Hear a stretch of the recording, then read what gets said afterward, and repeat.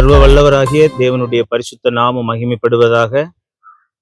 அவர் வானத்தையும் பூமியையும் அண்ட சராசரங்களையும் சிருஷ்டித்த இந்த பூமியில இடம் கொள்ள முடியாத அளவுக்கு பெரிய மகத்துவமுள்ள தேவனா இருக்கிறார்.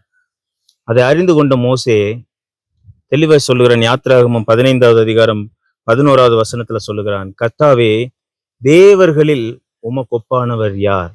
யாருமே கிடையாது. தேவர்களில் உமக்கொப்பானவர் யார்? பரிசுத்தத்தில் மகத்துவம் உள்ளவரும் துதிகளில் பயப்படத்தக்கவரும் அற்புதங்களை செய்கிறவருமாகிய உமக்கு ஒப்பானவர் யார் என்று சொல்லுகிறதை பார்க்க முடிகிறது.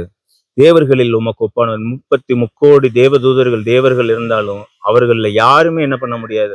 ஆண்டவராகிய இயேசு கிறிஸ்துவுக்கு முன்பாக, பிதாவாகிய தேவனுக்கு முன்பாக அவர்களை ஒப்பிடவே முடியாத அளவுக்கு பரிசுத்தத்துல மகத்துவம் உள்ள தேவனா இருக்கிறாரு.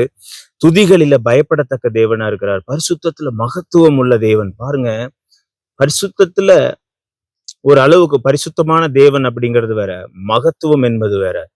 அப்படின்னா மகத்துவம் என்றால் he is specialized அப்படின்னு சொல்லுவாங்க ஆங்கிலத்துல, ஸ்பெஷலைஸ்ட் இன் ஹோலினஸ். அதாவது பயங்கரமான பரிசுத்தமா இருக்கிறவங்களதான் என்ன சொல்ல முடியும், பரிசுத்தத்துல மகத்துவம் உள்ளவர்.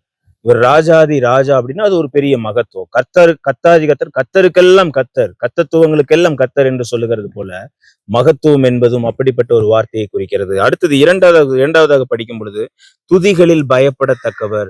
அவரை கொடுத்து நம்ம என்னென்ன துதி நம்முடைய வாயில சொல்லுகிறோமோ அந்த துதி எல்லாம் நமக்கு நம்முடைய வாழ்க்கையில பக்தி விருத்தி உண்டாக்குகிற துதியாய், அந்த துதிகள் எல்லாம் மிகவும் பயங்கரமான துதியாய், அது நம்முடைய பார்க்கும் பொழுது நம்மால ஆண்டவர் இவ்வளவு மகத்துவமானவரா, இவ்வளவு பயங்கரமான தெய்வமா, அவர் ராஜாதி ராஜாவா, கத்தாதி கத்தாவா, அவர்தான் அல்பாவா, அவர்தான் ஒமேகாவா அப்படிங்கிற துதிகளை நம்ம சொல்லும் பொழுது அந்த பயத்தை மாத்திரம் நமக்கு உண்டாக்குவதில்லாமல் பக்தி விருத்தியும் சேர்த்து உண்டாக்கக்கூடிய வல்லமை மிகுந்தவர் அப்படிங்கிறத வசனம் நமக்கு தெளிவாக சொல்லுகிறார். அடுத்தது நம்ம பார்க்கும்பொழுது, அற்புதங்களை செய்கிறவருமாகிய உமக்கு நிகரானவர் யார்? அப்போ அற்புதங்களை செய்கிறதுல கூட அவர் வேற யாருக்கும் வேற யாருமே என்ன கிடையாதான், நிகர் இல்லை. அப்ப நிகரே இல்லாத ஒரு தேவன், யாரிடமும் யாரை வைத்து ஒப்பிடவே முடியாத தேவன், எல்லாவற்றிற்கும் மேலாக மிகவும் பயங்கரமான தேவன், மிகவும் அற்புதங்களை செய்கிற தேவன், அடையாளங்களை செய்கிற தேவன், மகத்துவம் உள்ள தேவன், பரிசுத்தத்துல மாத்திரமல்ல துதிகளிலும் மகத்துவம் உள்ள தேவன், எல்லாவற்றிலும் மிகவும் பயங்கர எட்ட முடியாத சிகரத்துல இருக்கிற தேவனை குறித்து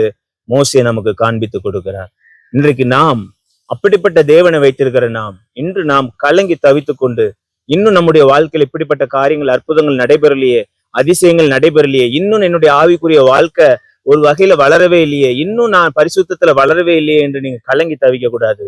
அவரை நோக்கி நீங்க துதிச்சு பாருங்க, அவரை நோக்கி நீங்க ஜெபிச்சு பாருங்க, அவரை நோக்கி நீங்க எப்பொழுதும் கூப்பிடுகிறவர்களை நீங்க மாறி பாருங்க. ஆண்டவர் உங்களுடைய வாழ்க்கைய நிச்சயமா ஆசீர்வதிப்பார், உங்களை உயர்த்துவார். ஏன்னா அவர் துதிகள்ல பயப்படத்தக்க தேவன். அந்த நீங்க எப்பெல்லாம் துதிக்கிறீங்களோ அப்பெல்லாம் உங்களுடைய ஆவிக்குரிய வாழ்க்கையில பயத்தையும் பக்தியையும், உங்களுடைய ஆவிக்குரிய வாழ்க்கையில பெரிய மாற்றத்தையும் காணும்படி, அற்புதங்களை அடையாளங்களையும் காணும்படி, ஆண்டவர் சரியான பாதையில நடத்துகிறாரா இல்லையா என்பதை தெரிந்து கொள்ளவும் இவைகள் எல்லாம் உங்களுக்கு மிகவும் உதவியா இருக்கும்.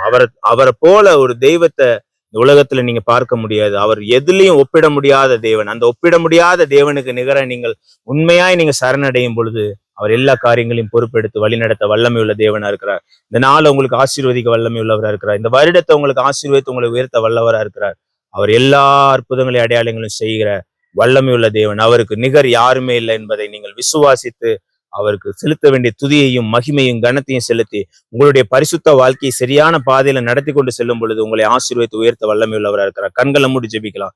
கிருபையும் இரக்கம் நிறைந்த நல்ல தெய்வமே உம்மை துதிக்கிறோம், ஸ்தோத்தரிக்கிறோம். சுவாமி, மோசேக்கு நீங்க வெளிப்படுத்திருக்கிறீங்க. கர்த்தாவே, தேவர்களில் உமக்கு ஒப்பானவர் யார் என்று அப்பா தகப்பனே, அவர் பார்வோனின் அப்பா தகப்பனே அரண்மனையில வாழ்ந்தவன், பல தெய்வங்களை பார்த்தவன். ஆனா உம்மை பார்த்த உடனே அவன் சொல்றான், இவரை போல தெய்வம் இல்ல, இவர் ஒருவர் தான் தேவன், இவர் ஒருவர் தான் பரிசுத்தம் உள்ளவர், இவர் ஒருவர் தான் அற்புதங்களை அடையாளங்களை செய்கிறவர், இவர் தான் மகத்துவம் நிறைந்தவர் என்று சொல்லுகிறான். சுவாமி அப்பா, இன்று அப்படி மகத்துவம் நிறைந்த தேவனிடத்துல, பரிசுத்தம் நிறைந்த தேவனிடத்துல அப்பா, துதிகளின் மத்தியில வாசம் செய்கிற தேவனிடத்துல, அற்புதங்களையும் அடையாளங்களையும் செய்கிற தேவனிடத்துல எங்கள் வாழ்க்கையை நாங்கள் ஒப்பு கொடுக்கிறோம். சுவாமி, எங்கள் வாழ்க்கையில காணப்படுகிற எல்லா குறைவுகளையும் நீங்க நீக்கி போடுங்க.